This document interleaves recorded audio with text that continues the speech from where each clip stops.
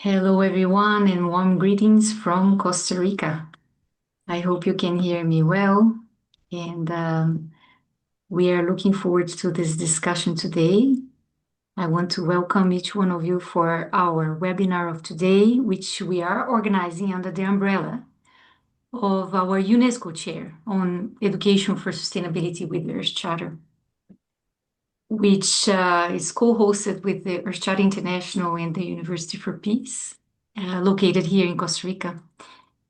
But we thought of this special gathering being organized in collaboration with the Yale Forum on Religion and Ecology and the Ecological Civilization Coalition, the Wellbeing Economic Alliance, because these are institutions that are also very interested on this topic. The purpose of our gathering of today is to offer an opportunity for us to talk about this new book that's been launched just a few weeks ago, the Handbook of Ecological Civilization, which explores pathways towards an ecological civilization. Let me invite you all, for those of you who want, to write in the chat box your name, where you're joining us from, and so that we know a little bit who is joining us today. So for today's session, we are bringing together 4 speakers who will have contributed to this project. And the full title of this book is The Handbook of Ecological Civilization, Concept, Philosophy, and Pedagogy, which is edited by Michael Peters, Benjamin Green, Greg William, Misiasek, and Chu-Dong Chu.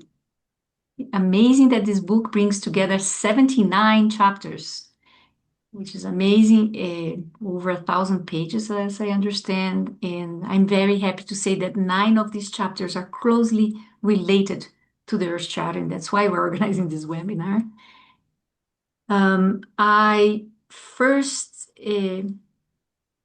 began interested in ecological civilization when our board member, Song Lee, shared with us back in 2019 about the commitment made by the government of China as a commitment to contribute to the building of an ecological civilization. So I found that quite interesting. And right after that, I started hearing from John Cobb, David Corden, Jeremy Lent, who were also working and involved in this concept and narrative. So obviously, I immediately thought of making links of that with the Earth Charter, as it could serve as a solid and important, comprehensive, ethical foundation for an ecological civilization. So this led us to organize a series of webinars on this topic a few years ago, and even a conference titled Reimagining Education for an Ecological Civilization, which was held in April 2 years ago in Florida, actually, at Rollins College in Florida. So today we are bringing together here Nicole Jirón, who is joining us from the University of Costa Rica in Costa Rica.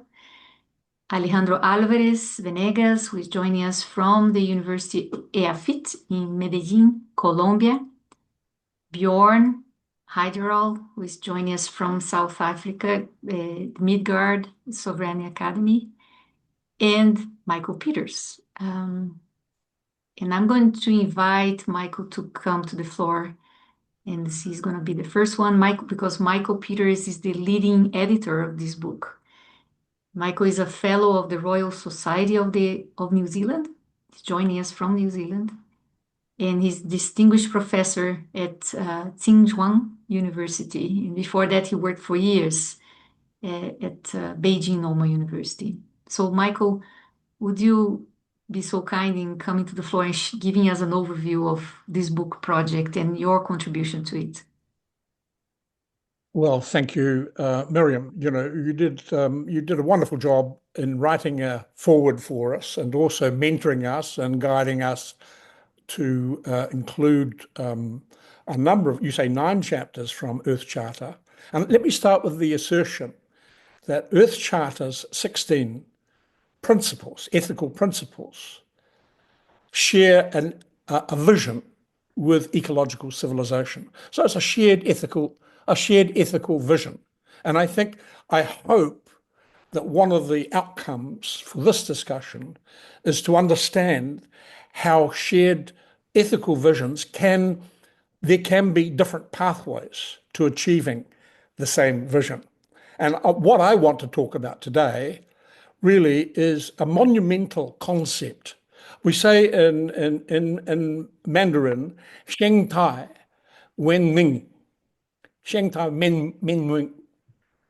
And excuse my poor Mandarin, but let me say this is an indigenous Chinese concept. I should also acknowledge Greg Messias, who is joining us from, I guess it's from Sendai in Japan, right? Greg, yes, he's nodding. Correct. So, one of the editors, and I think one of the really important contributions here, along with Ben and Zhudong, is that his was the critical section on eco-pedagogy, which is really part and parcel of what a handbook is supposed to do. It addresses the practical issue. But let me start by just giving you a brief overview of the concept of ecological civilization, because I think that's ground for us in our ongoing discussion. But let me say, for a start, it is a concept over 60 years old. And I want to go back. It's a contemporary policy and political theory, as well as being a development model that professes a kind of harmony between human society and the natural environment.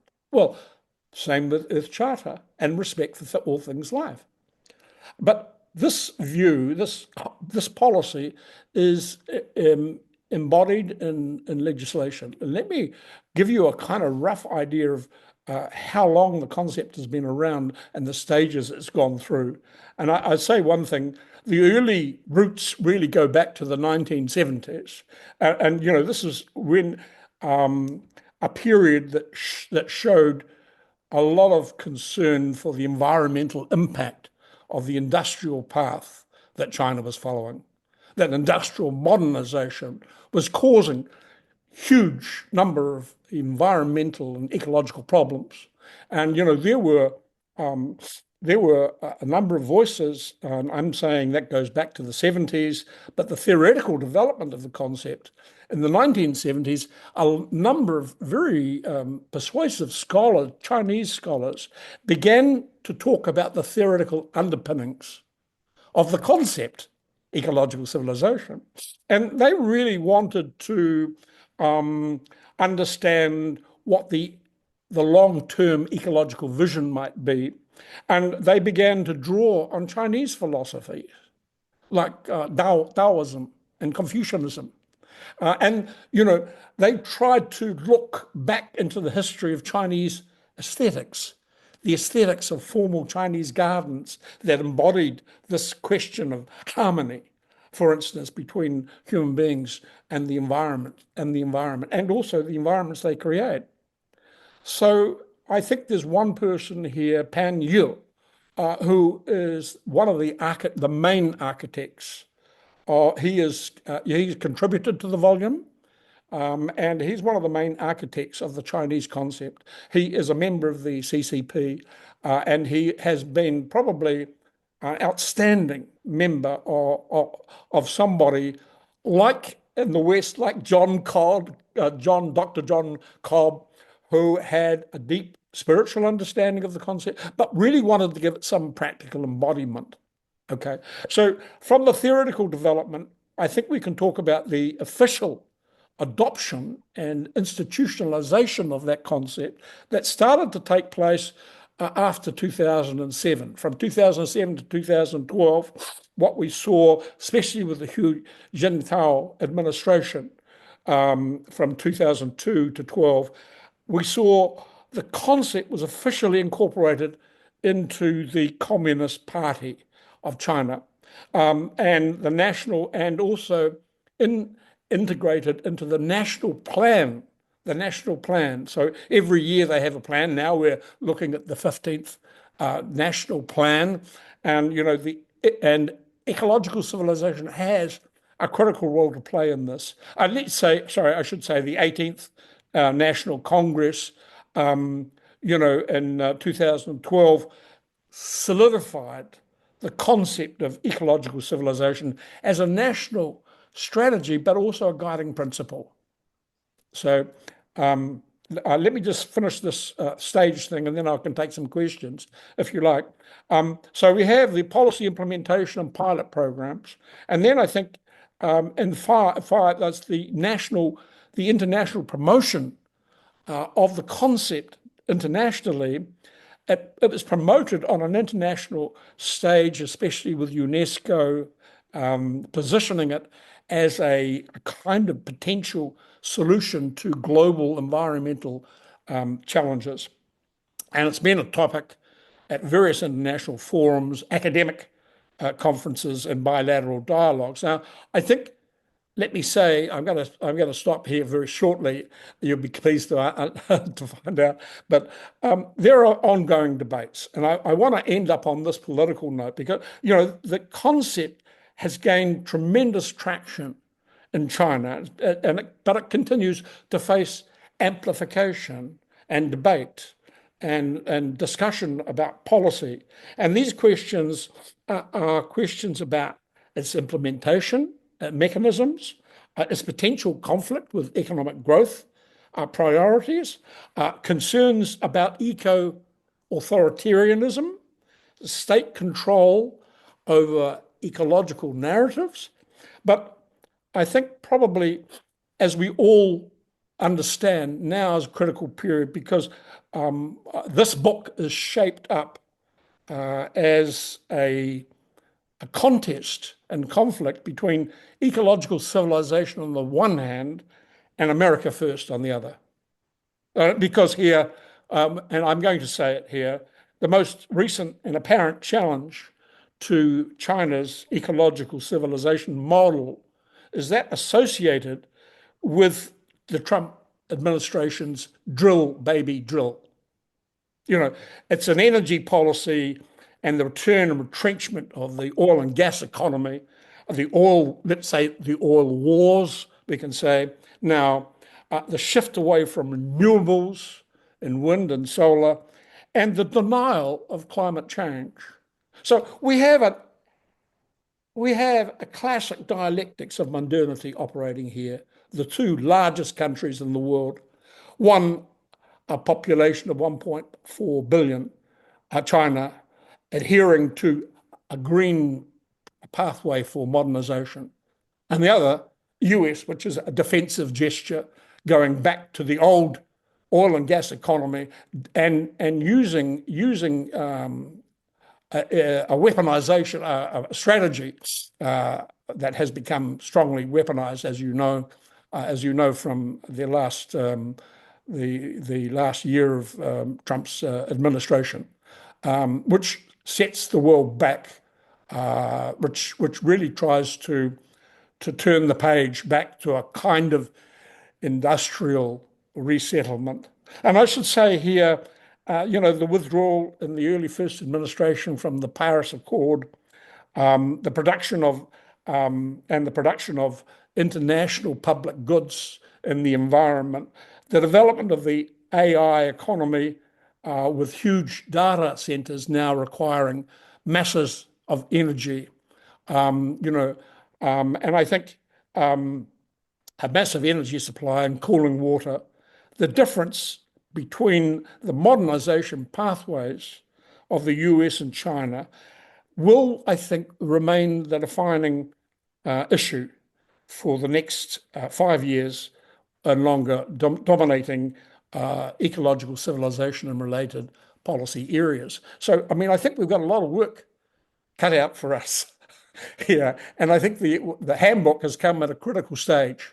First of all, a recognition of the way in which the US Trump administration has fabricated world politics around oil and gas security, the attack on Venezuela, the recolonization of Venezuela, but also threatening other areas in the blockade of Cuba, the war in Iran.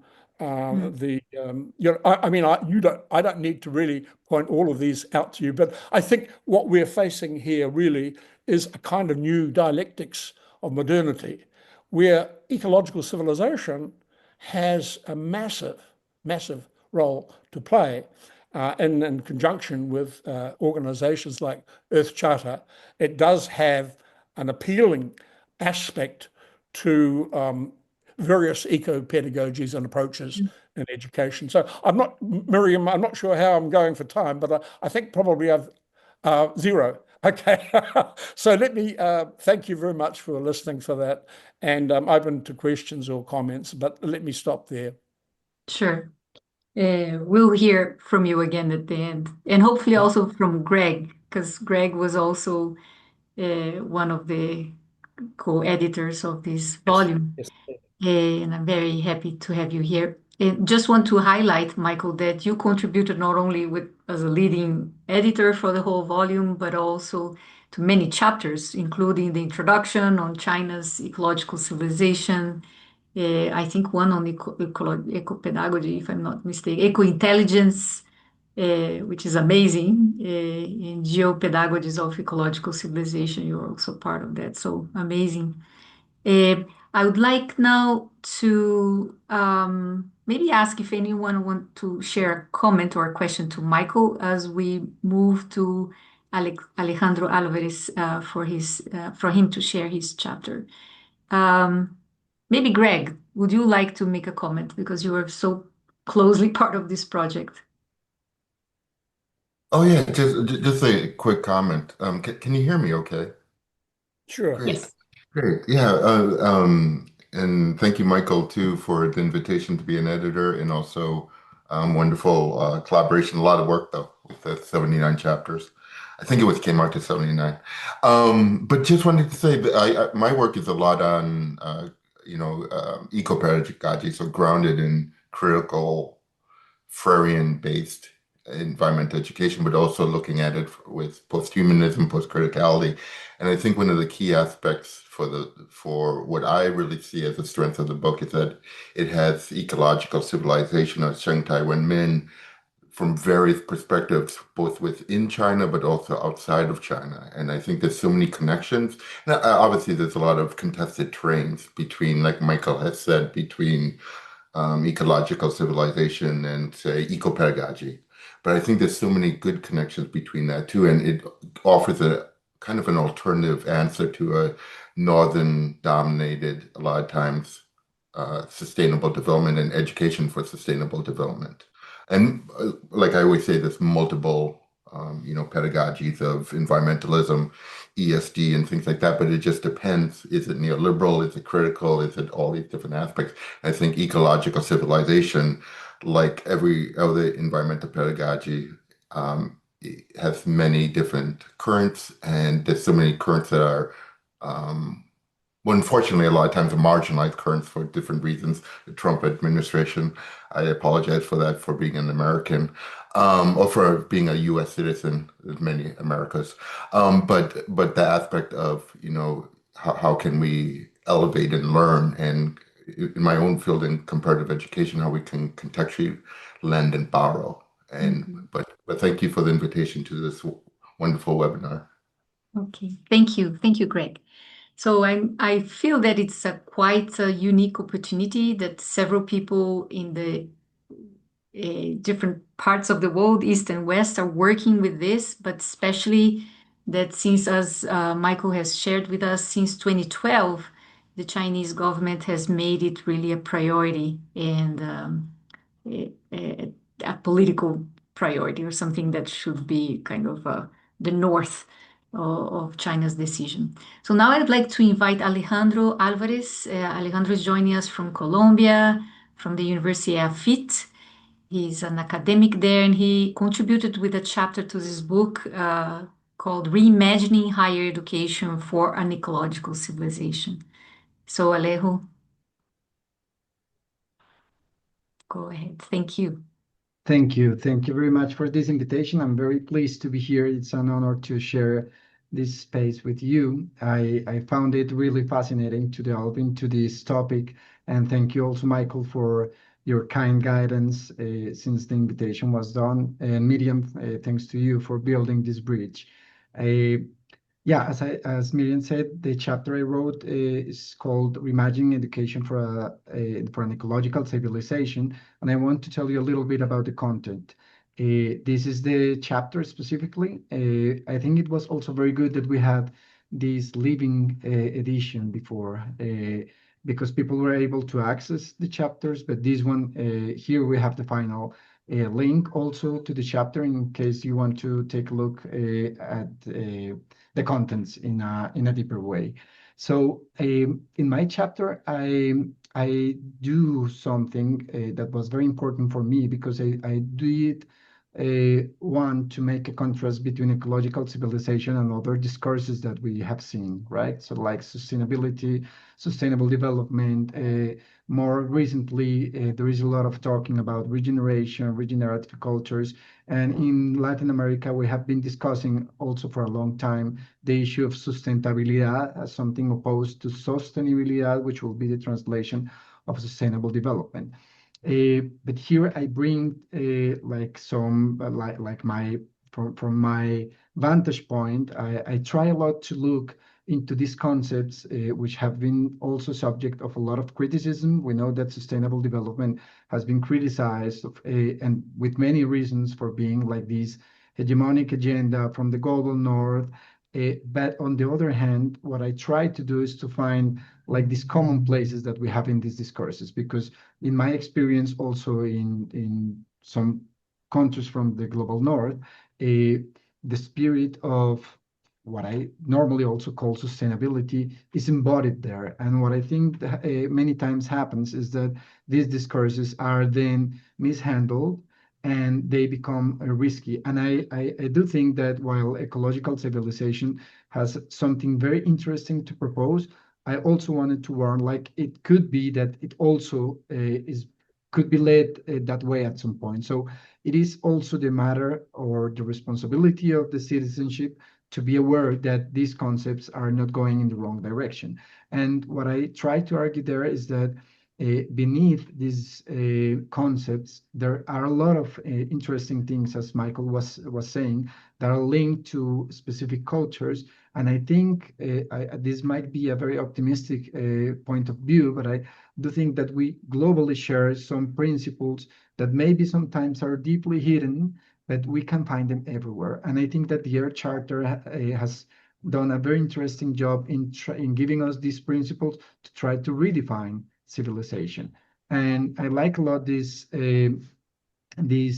quote from Mati, because I think that we need to be moved to action. And I think that what ecological civilization does is that by being embodied also in the institutional government or the policies, it's being moved towards action. And I think that's very, very important.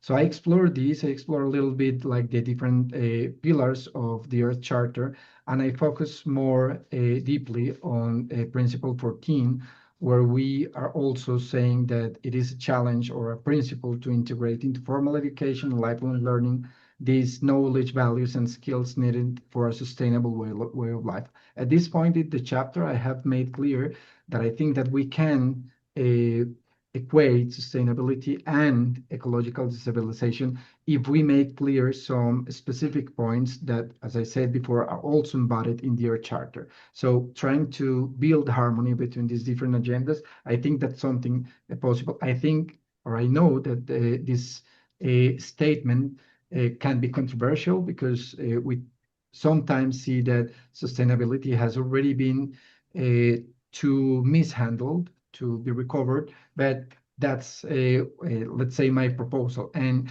I also ask about this question if education is a civilizing tool. And for me, the answer is indeed it is. I mean, if we understand education also as a way in which we share the different values that we are finding in a society, in the way that we are confronting paradigms of what we are. I think that education can help us build this ecological civilization, a civilization in which we not only understand ourselves as social beings, but also and especially as ecological beings. I think that that's also the purpose of education. And I think in the case of higher education, what we find is this tension between professionalization, educating people for the market economy, with a very narrow view of what we really are as human beings, which are also nature. We are not apart from it. And I think that this concept of ecological civilization does this job in a much better way than regenerative cultures or sustainability, because when we say that we are an ecological civilization, we are bringing together these two components of social ecological systems, and we are, I think, delivering a more powerful message. But yeah, the challenge is that we also need, of course, professionals who are efficient and technically capable of solving problems, but we need citizens. And I mentioned in the chapter the concept of the whole institution approach, which I think can be used to move education towards an ecological civilization. Still, being a concept used for sustainability education or education for sustainability, I think it can be applied to that. I focus specifically on three of these areas that are proposed by these authors. And I mention a little bit of the projects. I need to mention this because this is the project that allowed me to be here, because also Miriam was able to build these bridges. So we have been developing strategies and projects to educate teachers in university, also to promote an ecological civilization. And I think that if China wants to do this, really, they also should know that we as faculty members, if we want to develop competences for an ecological civilization, we also need to acquire these competences. So I just discussed some of examples that or pathways that could help us to move in that direction. And also, I pose a question there. I'm going to close in 1 minute because I know, Miriam, we need to be strict with time. But we are dealing with very big challenges. And I think that you might have seen the answer of children and young people with regard to this poly-crisis we are going through. And for me, this was incredible to find this information. We are also developing like some research around eco-anxiety and climate anxiety in Colombia. But these kind of things are very worrying. I mean, if young people think that people have failed to take care of the planet, and we see that 82% of young people and children think that, we need to address this problem. So I think that we also need to educate for action and hope. For me, these two concepts are deeply linked. I cannot conceive hope without thinking that we need to mobilize towards action. So I also in the chapter discuss a little bit like these pathways that we can, these didactic strategies that we can implement in higher education in order to bring education to the reality of unsustainable pathways of living and production and etc. So I delve a little bit deeper into service learning, but also there are other didactic strategies that can be implemented there. So I think that we can work with these principles in order to educate educators and also to implement strategies that really make a change within the higher education system. It cannot be something oriented just to the market economy. We need to know that we are first part of nature, and then we can think about bringing our skills to a market economic or an economy in any way it is conceived that is in harmony with nature. So this is in a nutshell what I'm discussing in the chapter, and I want to thank you again for the invitation. This was a pleasure to write this chapter and to share this book with you. Thank you so much, Alejandro. Thank you for sharing the gist of the chapter that you have contributed to this volume, and for the work you have been doing on looking at the role of higher education in this. So if we want to build a narrative that we want to move away from a unsustainable or destructive civilization, or even if we can call ourselves a civilized world, and if we want to build this narrative or this goal for building an ecological civilization, we need universities to be aligned. And in order to have universities aligned, we need to have the professors of universities with the skills, the competences, the knowledge to figure out how they can infuse that in what they are teaching. And think about whether whatever they are teaching in their disciplines is contributing towards an ecological civilization. So thank you. I don't know if Bjorn would like to make a comment or a question to Alejandro. Yes, I would like to respond. Just that I'm very encouraged by your work and very aligned in that work. At the moment, I'm sitting not in South Africa, but in the UAE. I'm fulfilling a role in Desert Group as sustainability lead, looking at major systems projects here to manifest the kind of intelligence and show how the learning happens into the land in some of the harshest environments in the world. And here is an opportunity to have, and me and Professor Michael Peters have been working on a paper called The Living University. And my whole life's work has been on the manifestation of the Earth Charter, which I will talk about later. What does it look like in the real world when it's lived out, not as a theory, not as a concept, not as a political movement, not as a pedagogy, but as a result. And when education is focused on immersions and systems to get us to the realization that you've had and you just shared with us now, that it is about identity, which I will speak more in my section and chapter on. But I'm just so happy with this thrust that both from youth and in higher education, that we see this role as also being a realization that you are part of the ecology.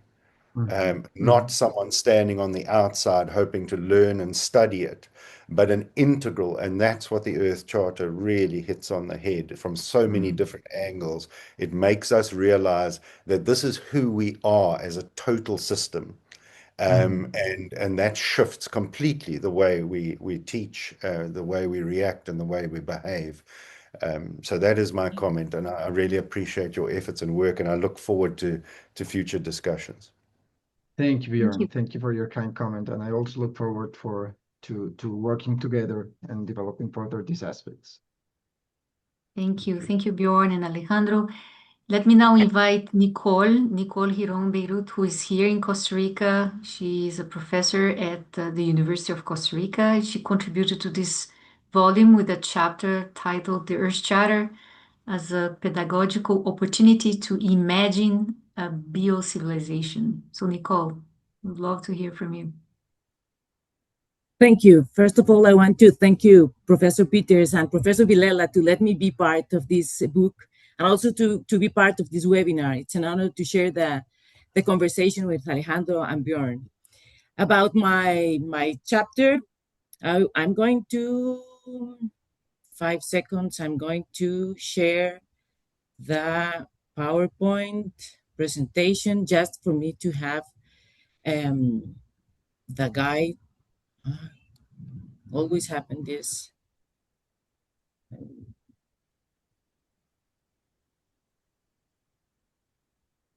While we wait for Nicole, Nicole was a professor Ready. of my daughter at the university, so imagine.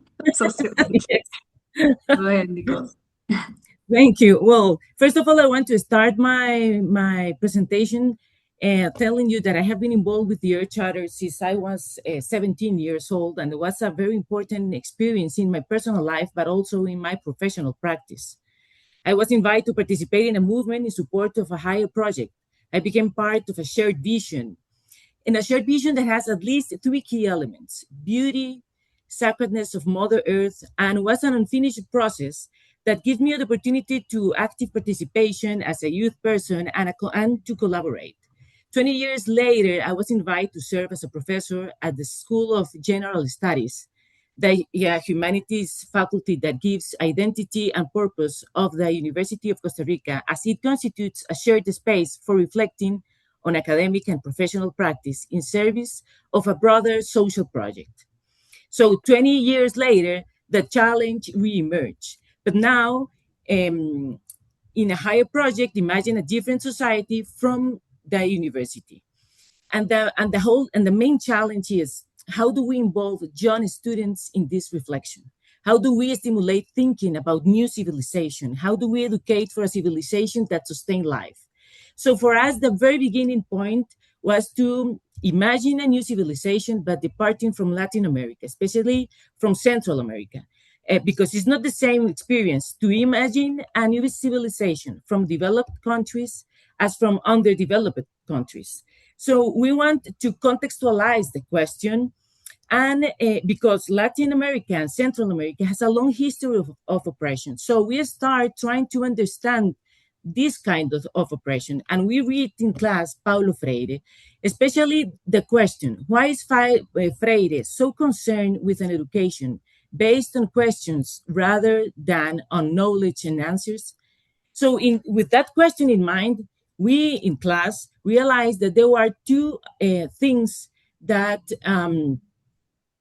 explain why the importance of question for Freire. The first one is that we are not allowed to ask questions because asking questions challenge authoritarianisms that has governed our countries for so long.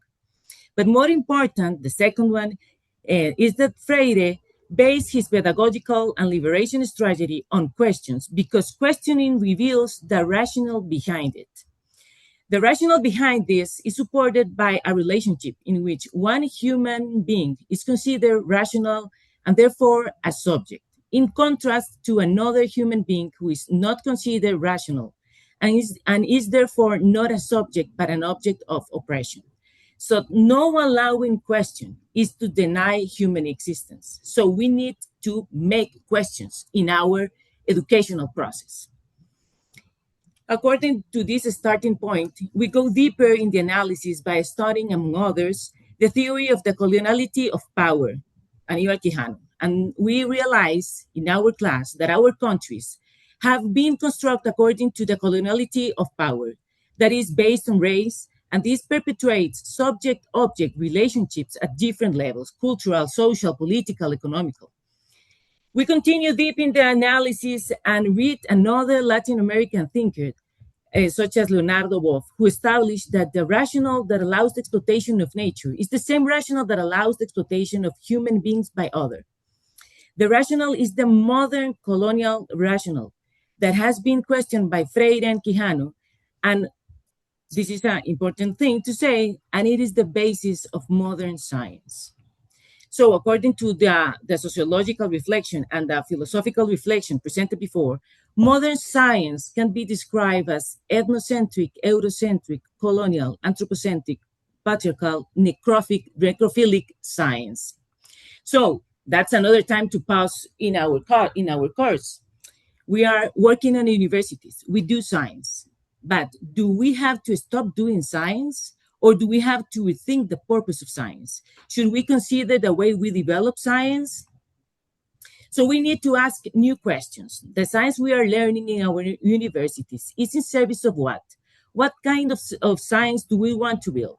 A science of exploitation or a science for or of coexistence? Higher education face decisions, continue within modern science with all the already known consequences of the Anthropocene, or open the new ways of knowing centered on life. This is a decision that will shape our civilization. This is an ethical decision. And this is a very ethical question in order to achieve in Latin America our historical challenges. Are we going to reproduce scientific relationships that perpetuate exploitation among ourselves? Modern science has also contributed to crisis. If we want to transformation, we need a new scientific paradigm.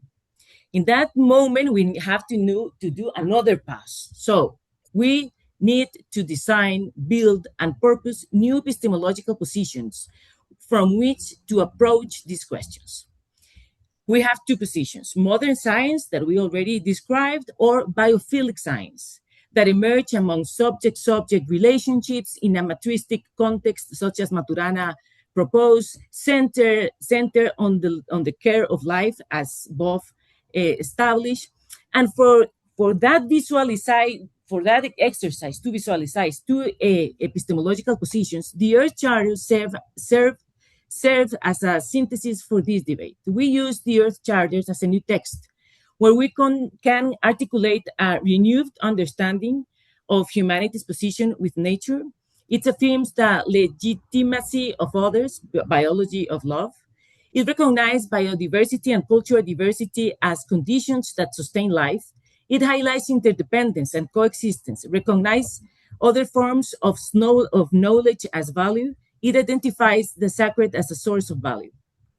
So, at the end of the course, having the opportunity to understand the modern society, modern science, and understand that we have to build a new ethical and science epistemological position using the Earth Charter to visualize the difference, we have to ask for ourselves, for our community, as university, and as part of the class, from which epistemological position do we choose to exercise our scientific professional practice? What do we want science for? To dominate in order to exploit life, to comprehend life in order to coexist? We in class suggest making a shift to another kind of rational, not based on subject-object relationships that allowed exploitation, but a new rational based on care. In the University of Costa Rica, we educate free young people within a free university for a free country. Let's imagine the new free questions. Thank you very much for your time. Yeah. Thank you, Nicole, and thank you for highlighting the importance of allowing us to live within or and ask questions, as Paulo Freire emphasized over and over again. I would like to invite Alejo. Would you like to make a comment or a question to Nicole? Yeah, just something very, very quickly, Nicole. Thank you very much for that encouraging presentation. I really enjoy also the energy you present with. I think it's contagious, and I think that's very important for this kind of things, to be contagious about the passion for what we want to achieve. I just wanted to highlight something you mentioned that I find deeply interesting, and because you were talking that you are based in the General Studies Department within the Humanities Faculty of Humanities. And I think it is essential that we also see that universities cannot move forward in this path if we do not involve the different disciplines, and especially humanities. I think environmental humanities have a very important role to play. In most universities, this is not the case. I mean, sustainability or ecological civilization, or these questions are addressed from a rather technical perspective, which I think it's important, and we need to keep on doing that.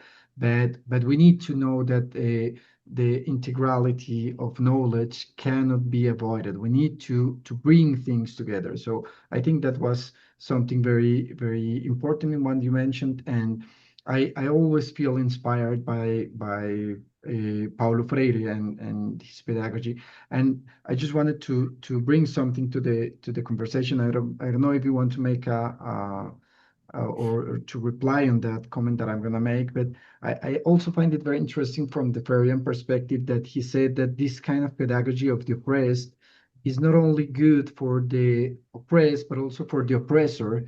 I mean, that it also frees the oppressor from this necessity to oppress other people. And for me, that's very inspiring because of what I was saying, that I'm trying to focus a lot on what brings together different cultures.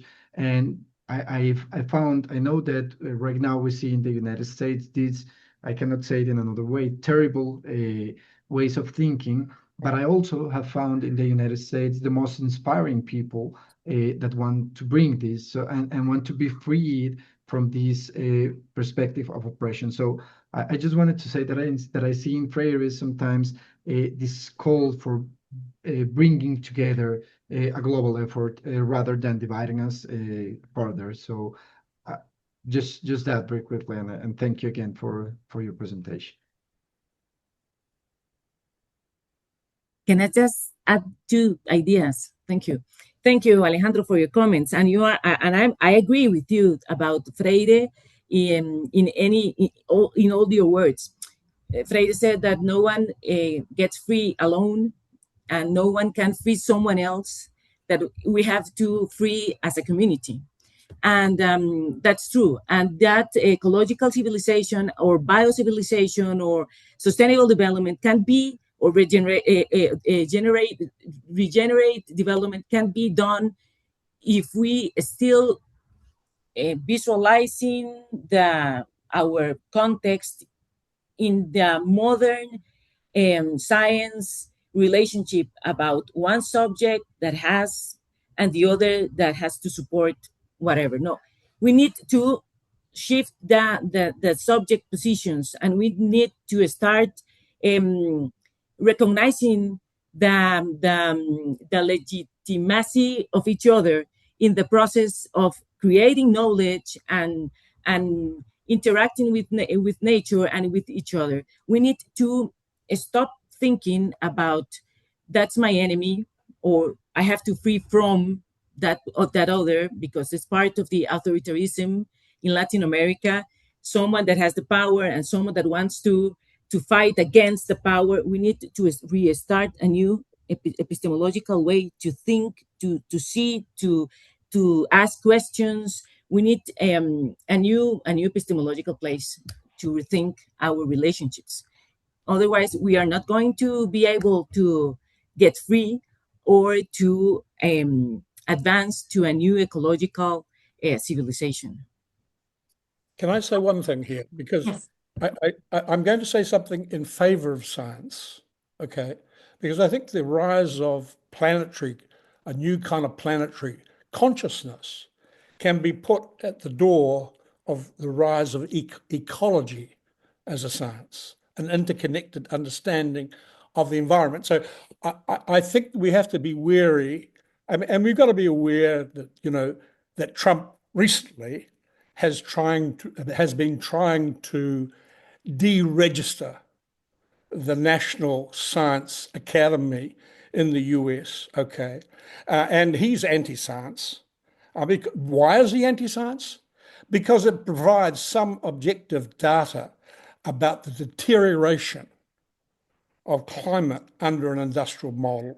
So, we've got to be careful we don't throw the baby out with the bathwater. And I'm going to say, here, particularly, I haven't had the privilege of being in China for the last, visiting and as a professor for the last 25 years. I got to say, the National Academy of Chinese Sciences here are responsible for the understanding of the Tibetan Plateau and the Yangtze River basin, and have been doing things in the service of ecological civilization now for 20 years. And I've got to say, their understanding is based on data, and I think it's the kind of, Nicole, I think it's the kind of science that you're pointing to with the bioscience. It's an example. Let's call it ecological science, because the bioscience is also about human body and about disease and health and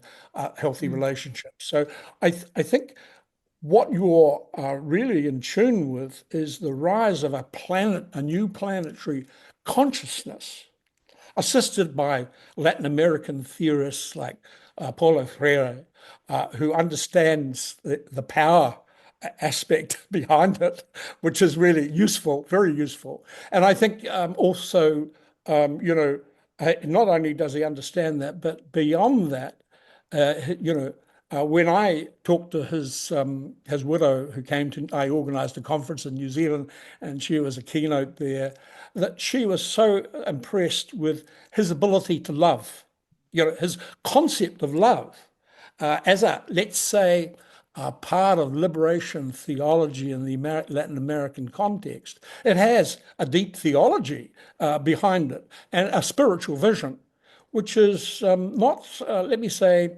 not unconnected to the spiritual vision that lives through the Earth Charter, but also through the concept, through a different kind of ethical system, let's say Taoism, Confucianism, in the Chinese context.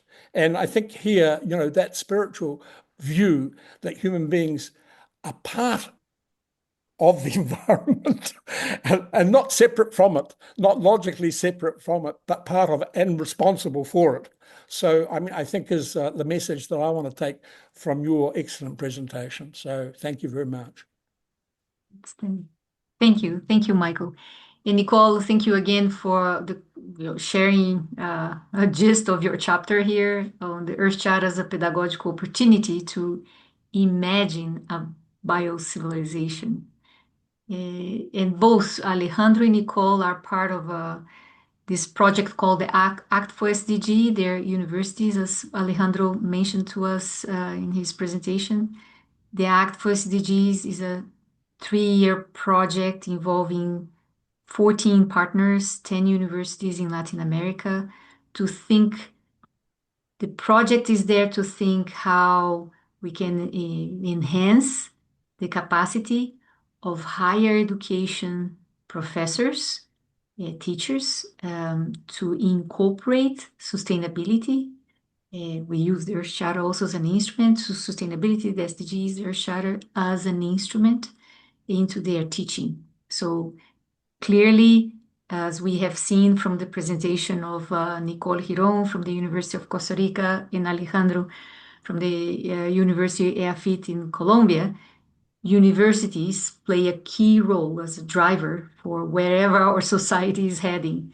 And therefore, it's key to find ways to ask the right questions, as Nicole was saying, for how universities can embrace these concepts and foster it. So now I would like to invite our last presenter, Bjørn Heyerdahl, who is normally in South Africa. And I'm very happy to say that Bjørn has contributed with a chapter to this volume called The Earth Charter and the Integral Foundations of Ecological Civilization. So again, I'm very happy that this book allowed, I think, about 10 chapters of the over 70 chapters that have a specific contribution and focus through the lens of the Earth Charter. So Bjørn, would love to hear from you. Give us a gist of your chapter. Thank you very much, Marian.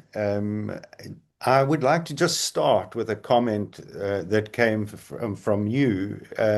When you first reviewed my chapter, the thing that stuck with you was the one sentence I had in there on our problem, the problem we're trying to solve. And the problems that we have on the earth are a problem of mistaken identity. And so many of the speakers have talked about this in one way or the other. And what I feel is the Earth Charter helps resolve that identity crisis. And I try to establish that, because no matter what the systems are, no matter what the processes are, the motive, the willingness to participate, the natural response to the environment is influenced by who we think we are. And I established a research arm to my work under the Midgard expedition with the various exploration that I've been involved in. And the slightly cheeky byline of that is the search for intelligent life on Earth.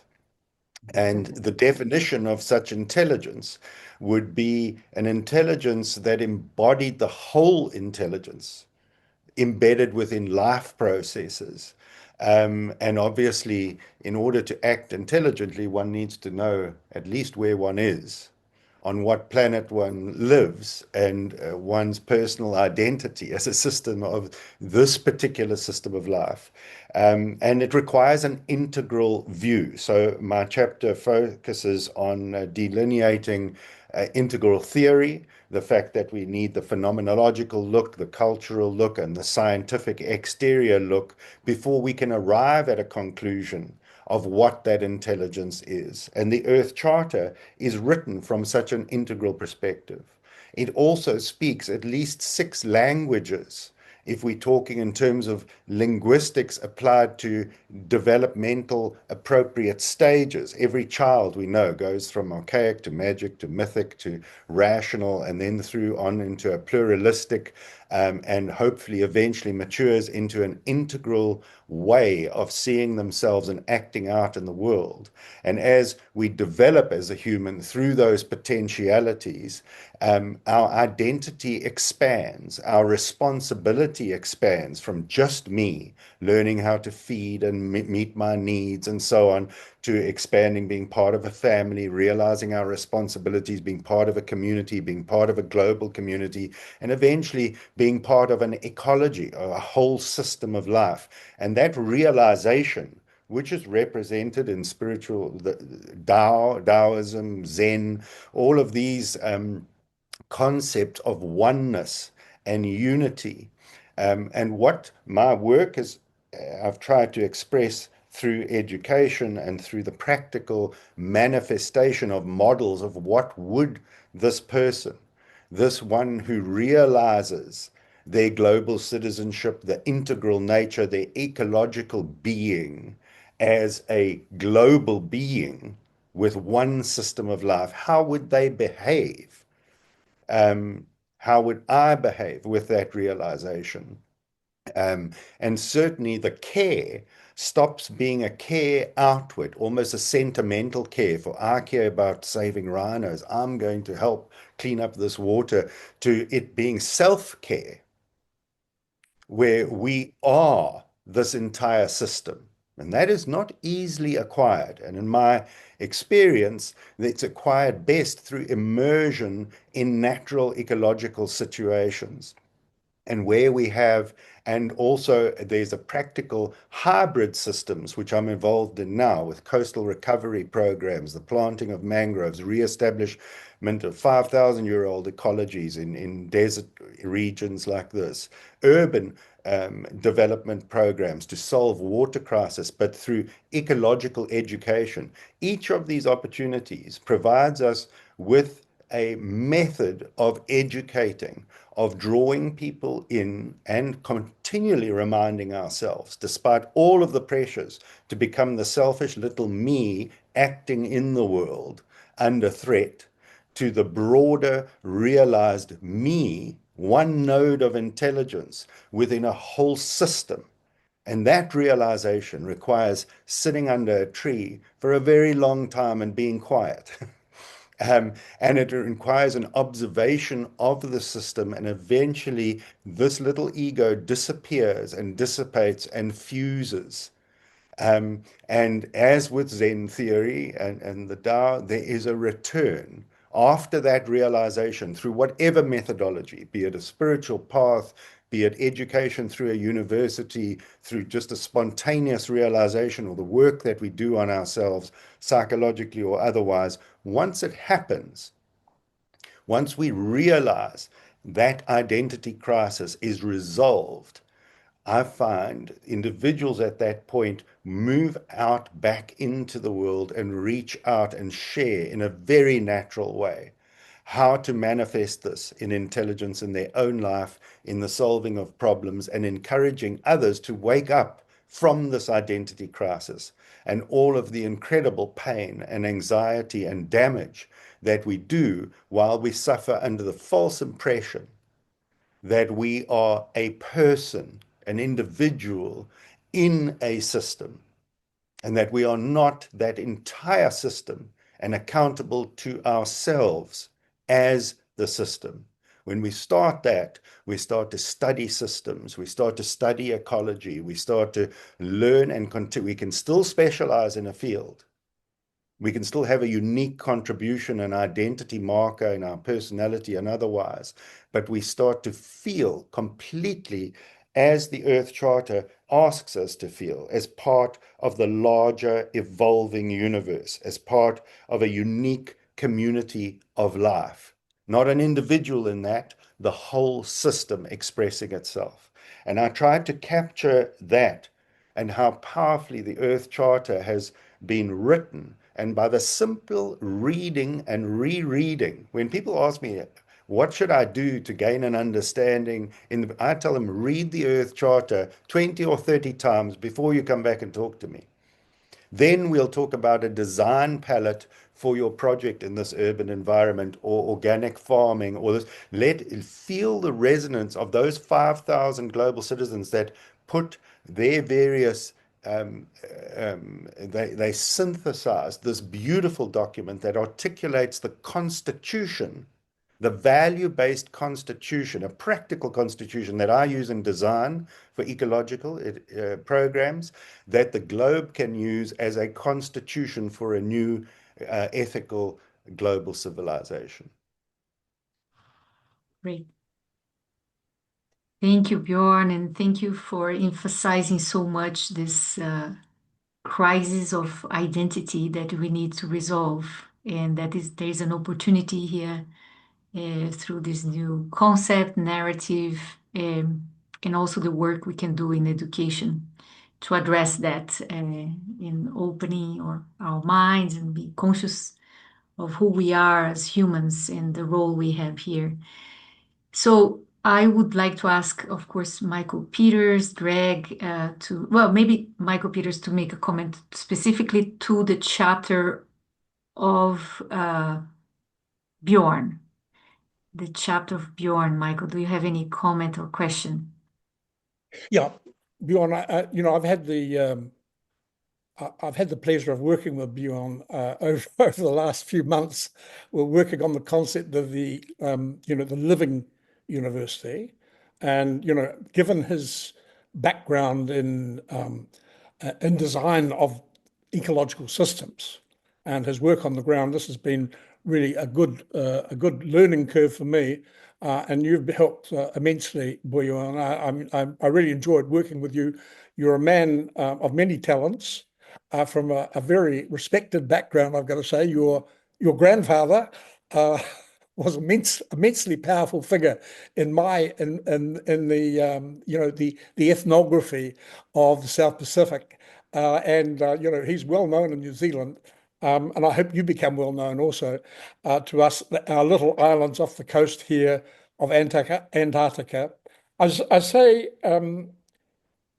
you, like our other speakers, have given comment about questions of ontology. That one of the things that we face is a question about ontology of human beings. And I think what you're all proposing is that we must come to understand human beings much more within a relational system of which, as we grow older, we realize we are a small part. When you take into consideration the question of the cosmology, we are one species on a planet that circles the sun, and there are many others out there. We over-magnify our own self-importance on the whole, and it has been really one of the philosophical mistakes in the West for privileging the individual over everything else, in capitalism and liberalism and law and a whole range of things, to see ourselves more and more, let's say, from Copernicus onwards, the progression has been towards an insight into the planetary rise of ecological consciousness. I think we're moving along that line. Unfortunately, we've come across something that some of you alluded to, but never squarely named, which is the crisis of world politics. A coloniality of power, for sure, but based on oil and gas, based on what's happening in the world right now. A kind of American hegemony. Now, this has got nothing to do with American people per se. They're fighting. I know the kinds of domestic conflicts and no kings demonstrations that are taking place in American cities. We got to name it for what it is. It is a complicity in which the oil companies themselves, now making double profits on oil, really are responsible for. And we've got to talk about ownership of that problem.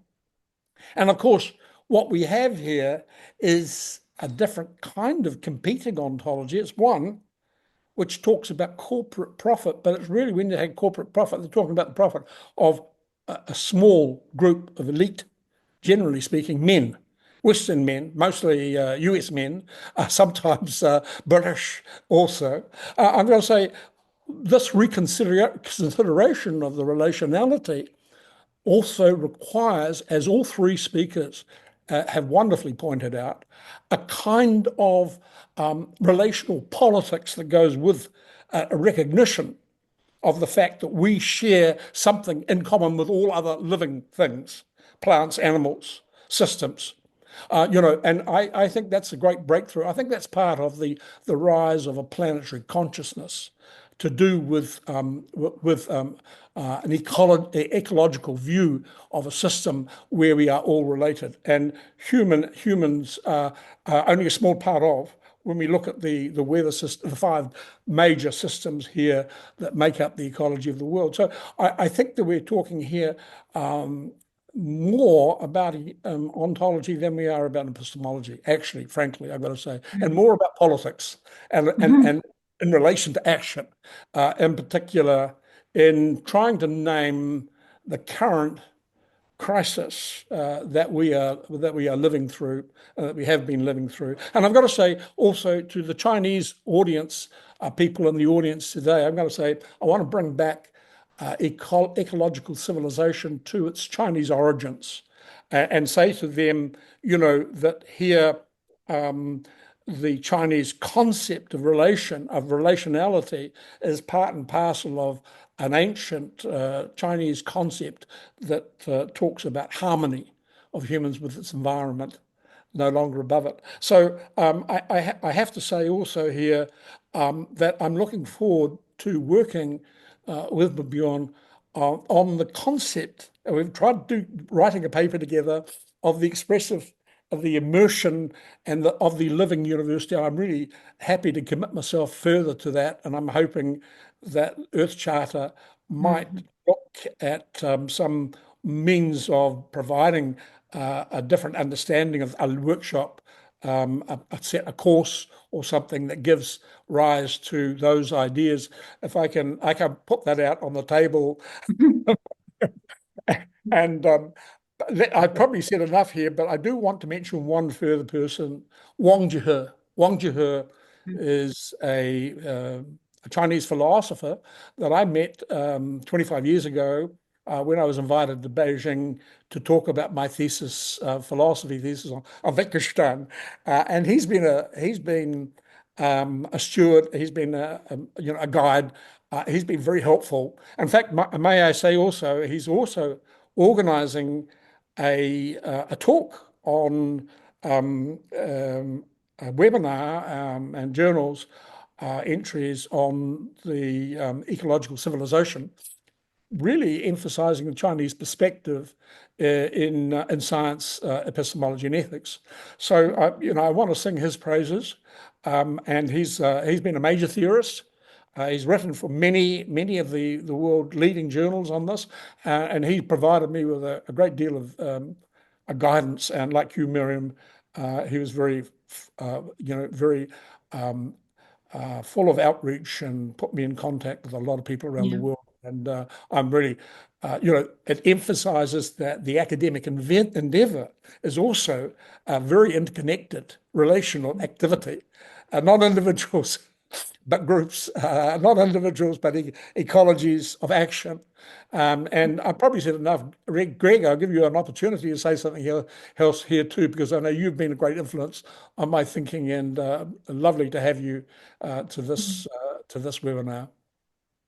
Thank you, Michael. Before we give the floor to Greg, Alejo has his hand raised, and I just want to mention 2 things. One thing that I liked about the book is this opportunity to bring voices to a bridge maker. Voices not only from China, but sort of a dialogue with actually, I was very happy to see some contributors from South America, from from North America, from Africa, Europe to this volume.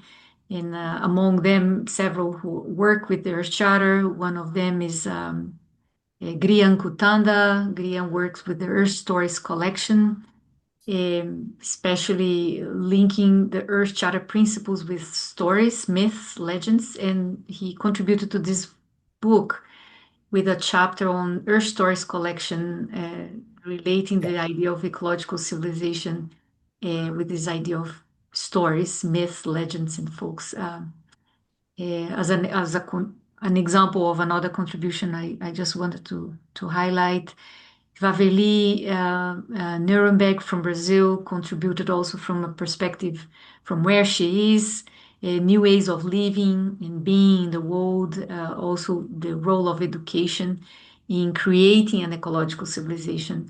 So one point that I wanted to mention is that we have been working in the field of sustainability education, ESD as we call education for sustainable development, for over 2 decades. And we see the concept, the narrative around the ecological civilization as an opportunity that puts a name and puts a vision and involves or invites people from different contexts, cultural contexts, but also areas of knowledge to contribute collectively with this thinking around what could be the key characteristics of ecological civilization. So I'm going to ask a question to everybody who is here, and I'm going to give the floor to Alejandro.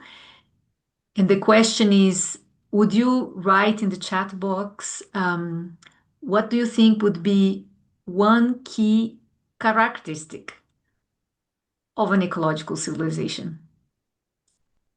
Like what do you think it's key, non-negotiable for us to be called an ecological civilization? For me, for instance, for me, very simple is to be a civilization that knows that we cannot produce waste, solid waste. A civilization that has addressed the solid waste production from households, from industries, and etc. As an example, something very concrete in order for us to be called an ecological civilization. Okay, let me give the floor to Alejandro, who has his hand up. Alejo. Thank you, Miriam. No, I just wanted to say something quickly, and it is that when Michael highlighted this importance of relational ontology, I think that we were very connected at this point. I was thinking precisely about this concept, and I think that we really need to focus on the interconnectedness that we share. And coming to the Earth Charter, I love in the preamble when we say we are one human family and one Earth community with a common destiny. So just to re-emphasize that I think it's very important. And I wanted to apologize. I'm gonna leave a little bit sooner. As Miriam knows, I am a happy father of a 4-month baby, and I'm being required in my role as a dad. So I need to care also for my child. So it was very nice to share with you, and please, anything that you need from my side, I will be very happy to stay in touch and to continue this journey together. So I'm going to leave it. Thank you very much again to everyone, and have a good day or a good night or a good dawn. Dawn, Bjørn. I hope that you see a beautiful sun racing in some minutes. Take care, everyone. Bye-bye. Thank Bye-bye. you. Thank you so you. much, Alejo. Take care. Thank Okay, invite again everyone to write in the chat box keywords, key ideas that come to your mind when it comes to key characteristic of an ecological civilization. So we heard harmony, we heard something, a civilization that gives the opportunity to be different, a civilization that do not allow poverty and hunger to exist. Good. And in the meantime, so Greg, would you like to give us your final comments to what you heard from these chapters and the whole book project? Yeah, thank you very much for everything and wonderful presentations overall. I was looking at, I mean, one of my key aspects, like I said, my focus is on eco-pedagogy, so, grounded or saturated, I guess, throughout Paulo Freire's work. And one of my positions is associate director at the Paulo Freire Institute at UCLA. So a lot of it is what is the connection between the Earth Charter, ecological civilization, eco-pedagogy, and all these different aspects. And I think I wrote a lot of notes, but some of the trends, and I would probably say the Freirean trends throughout the presentations. One is Alejandro, this aspect of anxiety and eco-anxiety, where this aspect where, Freire was very much this aspect of how can we counter fatalism of falsely justifying that we have a fate of environmental devastation and things like that. With Nicole, there's so many notes that I wrote down, but this aspect of questioning and re-questioning of this essence of Freire of trying to, what are the questions of democracy in authentic dialogue, where people can really discuss what they want. But also this aspect of sciences. And I guess this goes back to what Michael was saying too, a little bit. Someone like Sandra Harding talks about sciences with a big S, dominant, often northern, sciences with a lowercase s as indigenous, from epistemology of the South. How can we have diverse aspects of sciences, epistemologies, all these different things? I'm going toward this understanding, like true reflexivity that comes from Southern theory and things like that. Or the wonderful message with Freire, that Nicole was also talking about. He's one of his famous quotes of how can we make the world oh, I'm going to butcher the quote, but how can we make the world an easier place to love? How can we do that? With eco-pedagogy, it's expanding that to the rest of nature, but also this aspect that this planetary conscientization or citizenship, where it's this aspect that that I write some on this world Earth distancing, de-distancing. How do we distance ourselves from the rest of nature rather than part of nature in different ways through othering, coloniality, patriarchy, racism, all this epistemologically, geographically, time-wise, and the language that we use. So all these different aspects, and beyond this aspect that I wrote a lot on this aspect of identities, which I really love the discussion on, and how does that go into aspects of globalizations, from above and from below? How can we disrupt this aspect of uh, ourselves separated from the rest of nature, but also what is intelligence, especially in a more and more post-truth world that emerges from many places, but definitely the person in the White House right now, I try not to say his name, but how can we counter these different aspects and this aspect of what is sustainability and what is development? What does that really mean? If education is for this aspect of citizenship, this aspect of solidarity and things like that, what type of citizenship and disrupting oppressive citizenship, the non-citizen? Or what is development, but development as this aspect of identities, of personhood, of peace, this aspect that going back to Rahanjo's thing, when we talk about education in utopia, it's this utopia that's saturated in justice and planetary sustainability and all these different things. So I think what ecological civilization is this possibility of rethinking, relearning, and this aspect where, coming from eco-pedagogy, truly deepening and widening reflexivity towards praxis, but through multiple epistemologies of the South, of the North, of indigenous populations, and so on. So I want to thank everyone again for the presentations. Great. Thank you, Greg. Thank you so much. Anyone else? So let me invite anyone to raise your hand, just ask a question or make a comment. Any insight you have had? What's the insights or ideas you have had from this conversation today before we close? I don't know if Luis, Ricardo, I see here. Who else? Can I make a cold call? Can I make a quick comment, Miriam? Can I say, Please, yeah. of anybody who is a part of the audience who can provide a bridge from the handbook to practice in an educative context, how we might use, I mean, we talk about handbooks. The idea of a handbook is already a leaning towards praxis. But I'd be very happy to hear from people how we might use this book in an educative way, different ways. Yeah. It's a good question, Michael, using it in the practical ways. On my part, I envision making bridges with this other world, like the UNESCO world and UN world are talking about SDGs, the Sustainable Development Goals. We're talking about education for sustainable development, the post 2030 agenda, or climate change. So this is kind of the buzzwords around the UN-ish world, and some governments also following that. So I really like the concept idea of ecological civilization as a overarching umbrella that is not disconnected from this other world of ESD or SDGs. And I envision constantly looking at ways to make bridges between the opportunity of this concept, because of course, the Chinese government making such a strong decision and commitment to contribute towards the building of an ecological civilization, and having other people also in other parts of the world looking at it, opening it, trying to articulate what does an ecological civilization mean and how to make it happen.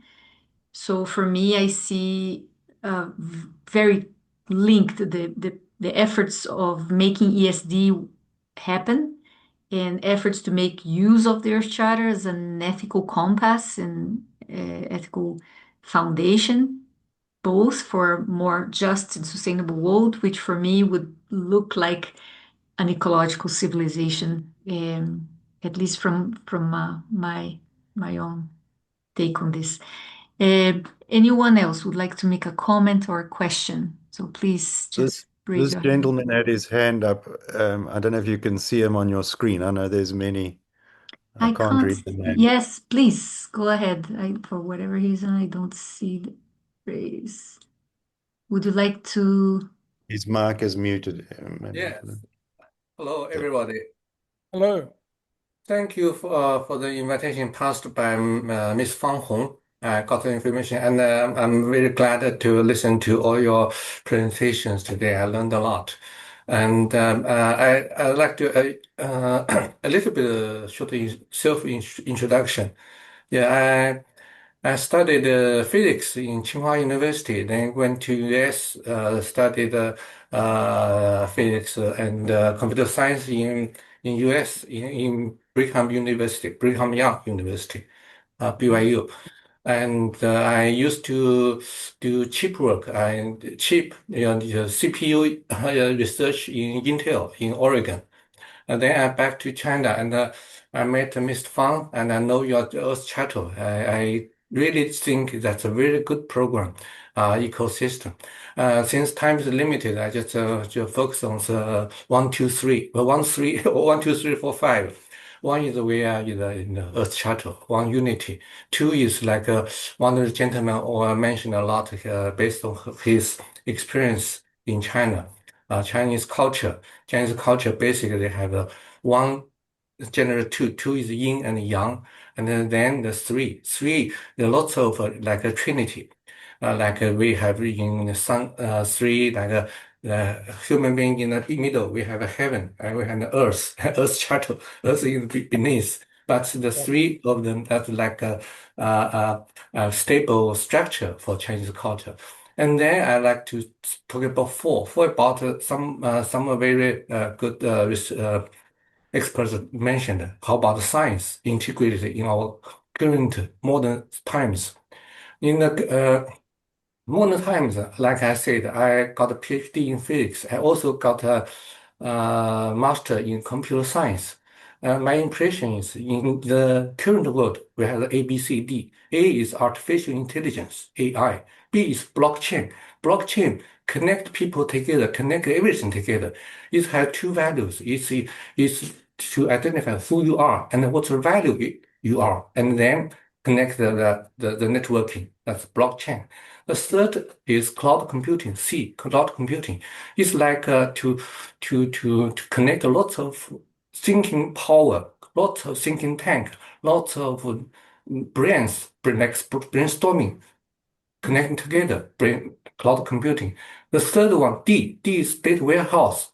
That's kind of lots of, we got the knowledge, we got wisdom, we got lots of useful information on how to organize it and spread it lots of places. So ABCD is kind of based on the science, but it's a tool for us to do more work.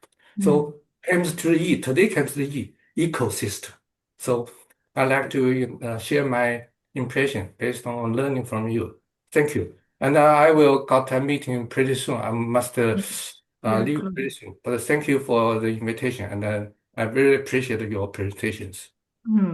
Thank you. Thank you so much. I appreciate. And thank you for sharing with us or bringing to our attention this idea coming from Chinese philosophy of the human relation with the heaven and earth, and the humans with the large living world and with others. So thank you for bringing that to our attention. I understand that comes from a Confucian tradition, and I see it very much reflected in the worldview that is articulated in the Earth Charter. So, friends, thank you so much. We'll have to close. We came to an end for our webinar. Again, our intention was to offer this as an opportunity, as a space for us to have a dialogue about this new book that's being launched just a few weeks ago, Handbook of Ecological Civilization. We were actually going to have another webinar a month from now on 25th of May on another book, also in Ecological Civilization, that's going to be published a month from now, written by Jeremy Land. So all of you are invited, and we are very happy to create these spaces and make bridges between sort of an East-West dialogue on ecological civilization. So thank you, everyone, and have a great end of the day or evening. Bye-bye. Bye-bye. Thank you. Thank you, Maria. Thank you. Thank you so much. Thank you.